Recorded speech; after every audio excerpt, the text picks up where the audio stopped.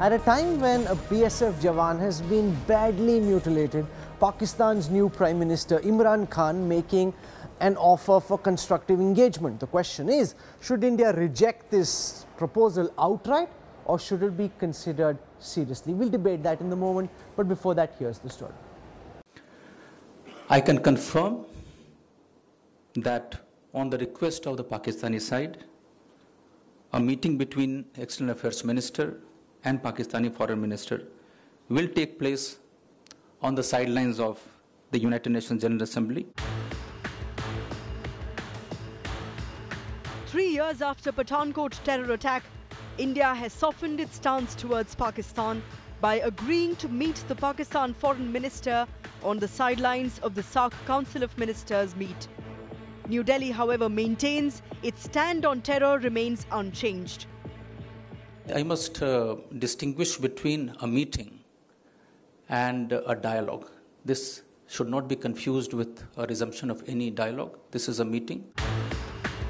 The government's decision comes in response to Pakistan Prime Minister Imran Khan's letter to Prime Minister Modi seeking a meeting of foreign ministers. The government, however, is cold to Imran Khan's suggestion that Prime Minister Modi attends the SAARC summit in Islamabad. New Delhi has taken pains to explain that it has agreed only to a meeting of foreign ministers and not restarting formal dialogue. The opposition, meanwhile, is accusing the government of following a confused Pakistan policy. What is most amazing about this government is in 4.5 years, we don't know the policy of this government.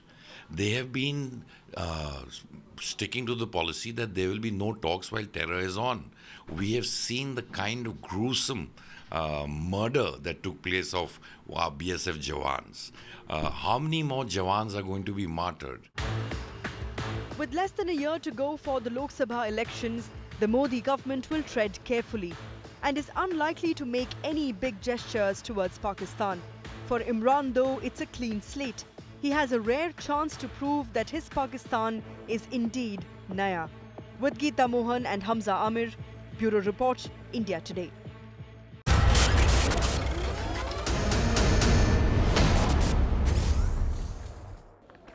So should India at all talk to Pakistan? The new Pakistani Prime Minister making a new offer for talks. He thinks these can be constructive, but this coming at a time when the body of an Indian soldier once again badly mutilated by the Pakistani army. Joining us on the Newsroom Showdown tonight, Narendra Taneja, spokesperson of the BJP, and the eternal optimist, Congress leader Manishanka Iyer.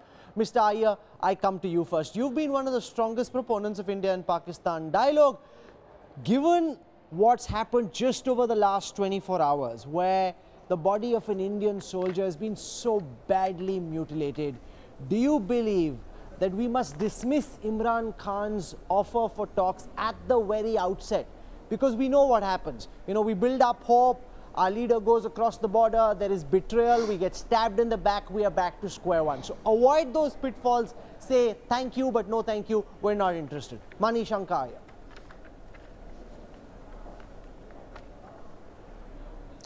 I don't think such incidents should ever happen again.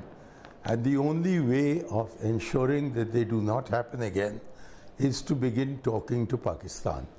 Because all the historical evidence shows that when we do talk to Pakistan, these kinds of ghastly cross-border incidents get sharply reduced, if not totally eliminated.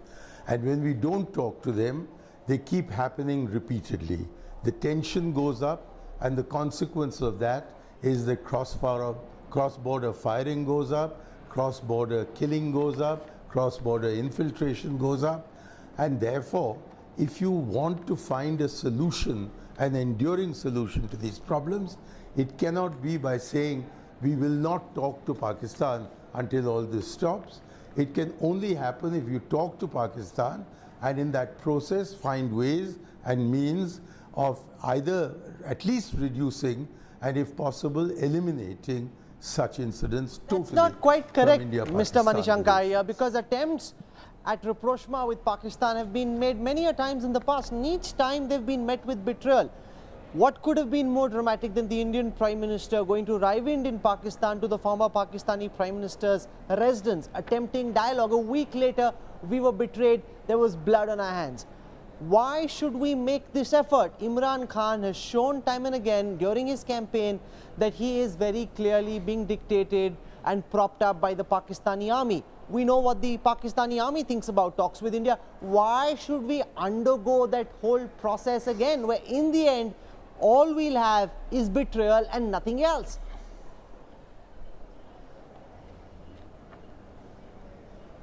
Do you want the India-Pakistan relationship to improve? If you believe that there is no possibility of improvement and that they are a barbarous people with whom we could never have a civilized interaction, then perhaps your question has one answer. But the answer I give is that history has shown, the past has shown, that if we engage with Pakistan, then things get better. Now, if you allow that engagement to get interrupted by rogue elements or terrorist elements, then of course the entire relationship, that is to say, the future of 1.5 billion people, becomes hostage to rogue elements and terrorists. The point is that we need to stop all this. We need to stop such ghastly incidents from happening. And the only way, I stress, the only way in which we can stop this from happening is to engage with Pakistan. If you don't engage with Pakistan, such incidents will continue to happen. It is our Jawans who will be martyred. It's our civilians who will be killed. Narendra Taneja, we're heading into election year. The Prime Minister has already burnt his hands with Pakistan. Nawaz Sharif was a genuine advocate for peace. The Pakistani army didn't allow him to walk that journey, which would have helped build bridges of peace. We've had a ghastly mutilation on the border. People in India already very furious. In the midst of all of this, you've got the new Pakistani Prime Minister writing a letter on the 14th saying, Modi Sahib, let there be constructive engagement. Is the government of India at all willing to consider this proposal for constructive engagement, Mr. Taneja? Well, constructive engagement, as you know, the Prime Minister mentioned that in his letter also. The question is that, look what they have done yesterday. I mean, how can you go for a comprehensive, Pakistan wants comprehensive engagement. How do you go for comprehensive dialogues or / engagement in such a situation? People have seen the reports. People of India right now, as we talk, are very angry.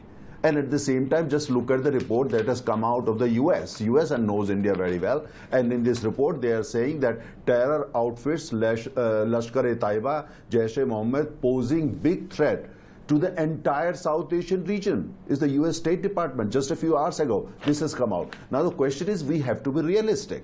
We understand that there are several power centers in Pakistan. We also understand many in Pakistan, they want to have peace, with India. We understand that. And I'm sure that they also understand that. But at the same time, we have to be very realistic. Yes, the Prime Minister of Pakistan has sent a letter, and India has responded to that letter. At the UN, on the sidelines, there might be meetings between our foreign minister and their foreign minister. But at the same time, those are routine meetings at the UN General Assembly. There are many such meetings take place on the sideline. But the bigger issue is that, are they willing to shut down the terror factory? Are they willing to really, shut down the kind of culture that they pursue when it comes to Indian armed forces and Jammu and Kashmir and all? Just look at the way. Look at the way they behaved yesterday. Look at the way they killed our, BSF Jawan. That's not, so you just cannot completely ignore that. At the same time, we know there are terror factories there. We know there are, these people, and some of these people may not be under control of the new civilian government in Pakistan. We get to wait and watch. Mr. Iyer is looking at history very selectively. We made probably the most powerful effort in order to have comprehensive engagement with Pakistan. But what happened? Pakistan returned with Kargil. So we have to be realistic. But philosophically speaking, Mr. Iyer, the nation should be living in peace and all that. Philosophically, we all agree on that. That's India's philosophy last 6,000 years, nothing new. But the point is, when it comes to Pakistan, we have to be realistic. Philosophy counts for little, Manishankar Iyer, in real politic. The Pakistani army still controls the strings. Imran Khan may be the new prime minister, but he's constrained by what his army will allow him to do. You understand that better than any other. If Nawaz Sharif wasn't allowed to walk on the road of peace, why would we expect the Pakistani army to allow Imran Khan a free hand? The moment he seems to be making progress, they'll cut him. Didn't they know that Imran Khan had written this letter? When was Narendra mutilated? After this letter had been sent. The Pakistani army is already sending a message both to Imran Khan and to the Indian government. They will not allow for peace. Manish Ankaya.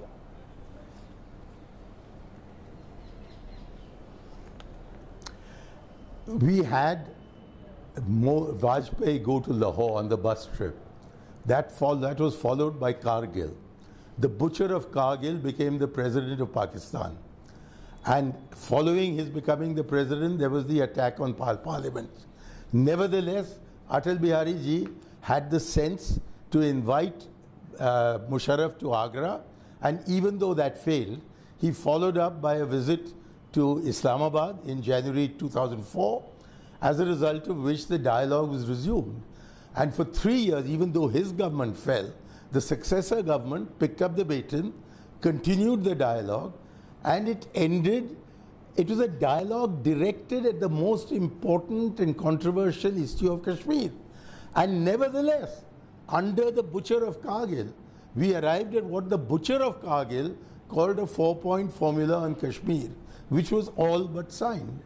So if the past demonstrates that it can make progress by talking even to the butcher of Kargil, then for us to say that somehow we are going to solve the problem by not talking to them, by relying, I don't know, on the Americans or somebody else to restrain them, I think that shows a policy that is not directed constructively towards an end. The goal must be the arriving at a modus vivendi with Pakistan. Okay, I'm out of time. Narendra Taneja has his finger up, so I'll give him an opportunity for a quick rebuttal. If he could have spoken for so long to the butcher of Kargil and almost arrived at a solution to Kashmir, but there I think Mr. Iyer, almost is the crucial word. You spent a lot of time talking, you had nothing to show for it. Almost isn't good enough. Narendra Taneja, final words. No, Mr. Iyer, Rahul, these times are different. What we're now talking of 15 years ago. Pakistan today is a different country. Pakistani army is different. The size of the beard is very different. Armed forces are more radicalized than ever before. And you look at, for instance, the size of the population which is radicalized and hate India for the reasons only they know. So as I said, that we want peace. India wants peace with all countries, including Pakistan. But then at the same time, we can't shut our eyes. We have to look at the reality. Our foreign minister is going to have conversation with her counterpart. Let's see what comes out of it. But at the same time, as far as the response is concerned, response has to be based on the reality on the ground in the Islamic Republic of Pakistan. Okay, so both the guests have spoken. I try very often in the newsroom not to take sides. Here, my heart says talking to Pakistan isn't a good idea. We've ended in betrayal, but you've also heard Manish Ankaya, so I leave it to you, our viewers, to decide where you stand on whether Imran Khan's offer for constructive engagement should be accepted or rejected outright.